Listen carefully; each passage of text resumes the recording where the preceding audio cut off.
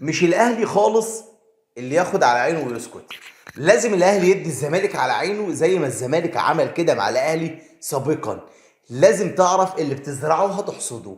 النادي الاهلي النهارده يضرب الزمالك وبقوه، وكمان حط الزمالك في موقف لا يحسد عليه. طنط ألفت انت في موقف لا تحسدي عليه دلوقتي.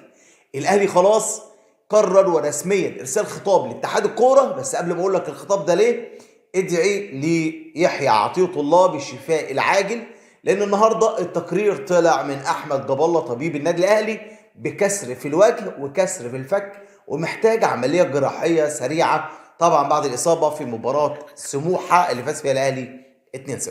ادعي له بالشفاء واعمل لايك واشترك في القناه عشان يوصلك كل جديد. تعالوا بقى نشوف موضوع الاهلي والزمالك اللي مش سايبين بعض. شفت توم وجيري؟ توم وجيري مصر هو الاهلي والزمالك. الزمالك في 1 يناير اللي فات من كام يوم رفض ان الاهلي المصري يضيف اي لاعب جديد بعد يوم 8. الاهلي طلب مد للقيد لاضافه لعيبه جديده في كره الطايره، والزمالك رفض وبشده. وقال لاتحاد الكوره في بيان رسمي من نادي الزمالك ان عايزين نمشي بمبدا تكافؤ الفرص، وزي ما القانون بيمشي على الكبير يمشي على الكبير والصغير. يبقى مفيش حاجه اسمها مد القيد لاي حد. هيقفل باب القيد في ميعاده يوم 8 يناير. ما عندناش اي مشاكل اهو. احنا لحد دلوقتي الزمالك صح وماشي قانوني. الاهلي يفوتها له؟ لا طبعا. الاهلي لازم يدي الزمالك على عينه. انت عملت معايا كده يا راجل، انا هردها لك وبالطريقه. ازاي؟ تعال اقول لك ازاي. النادي الاهلي النهارده ارسل خطاب رسميا لاتحاد الكوره ممنوع او قفل باب القيد نهائيا، ومفيش حد هيضيف لعيبه جديده ايا كان النادي. مش هيضيف اي لاعب جديد بدون دفع المديونيات اللي على النادي.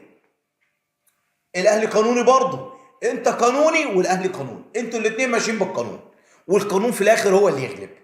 انت غلبت في الاولى وخليت مفيش حاجه اسمها مد القيد وقفلت على لاعيبه كره الطايره للنادي الاهلي. النهارده الاهلي قفل عليك المحبس الرئيسي. الاهلي قفل عليك ايه؟ الطرمبه الرئيسيه. كده انت يا ريس محتاج تدفع الفلوس اللي عليك علشان تقدر تضيف لعيبه جديده في الدوري. والاهلي قال نفس الجمله اللي قالها نادي الزمالك، ما قالش حاجه جديده.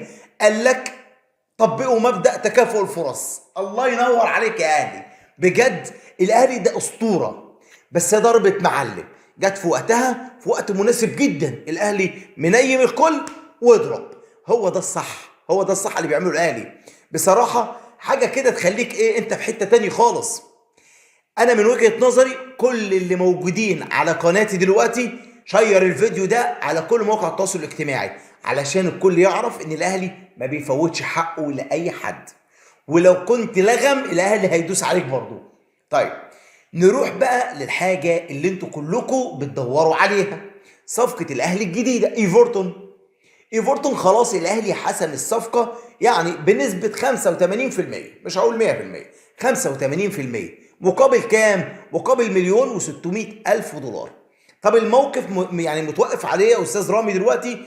موقف الاهلي متوقف على البنك المركزي. لو ما ضخش المبلغ المطلوب للاعب طبعا الصفقة هتفشل وبنسبة مليار في المية. بلاش دي، تعالوا اقول لكم على الجديدة اللي محدش يعرفها. تاو وكهربا باي باي. تاو وكهربا بره النادي الاهلي. كهربا تقدروا تقولوا خلاص بعد مباراة باتشوكا كهربا فقد الامل، والجماهير فقدت الامل فيه، وكولر فقد الامل فيه. وباي باي كهربا، في اقرب خطة نلاقيك وفي اقرب طيارة نروح لك ليبيا يا حبيبي في الاتحاد الليبي. كهربا اعارة، باي باي. طب كهربا بس؟ لا، تعال اقول لك. كهربا وبيرسي تاو. تاو خلاص في القطري بشكل نهائي. عندنا كم مكان فاضي في كده في الفريق؟ عندنا 4. واحد مكان رضا سليم، واحد مكان بيرسي تاو، واحد مكان موديست. كده عندنا 3. والرابع يا ترى هيكون مين؟ مش عارف. لكن مارسيل كولر تقدروا تقولوا وجد الاهلي غسيل ومكوى، ما بيرحمش.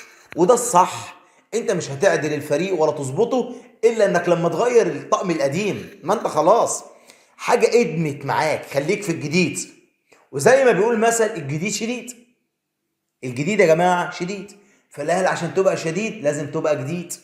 طيب نروح بقى لقائمه النادي الاهلي في استاد ابيجان، المباراه المهمه جدا والمرتقبه واللي الكل منتظرها، واللي الكل بيقول يا استاذ رامي تخيل المباراه دي هتكون نتيجتها كام. انا عايزكم انتوا تتخيلوا المباراه دي هتكون نتيجتها كام. تعالوا نقول مع بعضنا القائمه اللي اعلنها مارسيل كولر للسفر لاستاد ابيجان، ويلا بينا نبدا. اول واحد معانا في اللقاء هو محمد الشناوي، مصطفى شوبير ومصطفى مخلوف وخالد عبد الفتاح ويوسف ايمن ورام ربيعه وياسر ابراهيم واكرم توفيق ووسام ابو علي، مروان عطيه وحسين الشحات وعمرو السوليه ومحمد مجدي قفشه، كريم ندفد وامام عاشور وعمرو الساعي ومصطفى ابو الخير ومحمد هاني وسمير محمد وكريم الدبيس واحمد نبيل كوكا.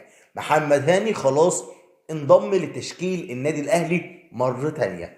في الوقت اللي فات كان هاني ومعلول في التدريبات يعني على قدهم، دلوقتي محمد هاني جاهز للعب في استاد ابيجان. هيكون محمد هاني موجود يا في دكه البدله يا في مكانه الرئيسي في الملعب. بصراحه اتخنقنا جدا من خالد عبد الفتاح ومن طريقه لعب مارسيل كولر بالاصابات اللي بتبقى عنده، ما يكونش في بديل ليها.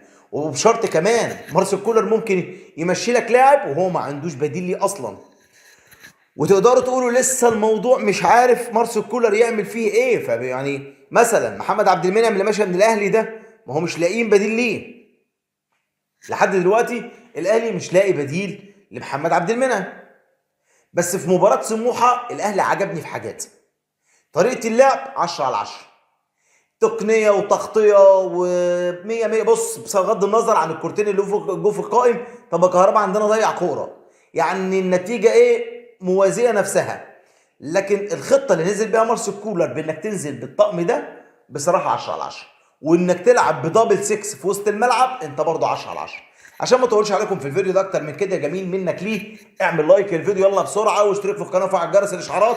ما تنساش الفيديو ده تشيره على موقع التواصل الاجتماعي على الفيسبوك عشان نشوف نادي الزمالك هيعمل ايه. باي باي.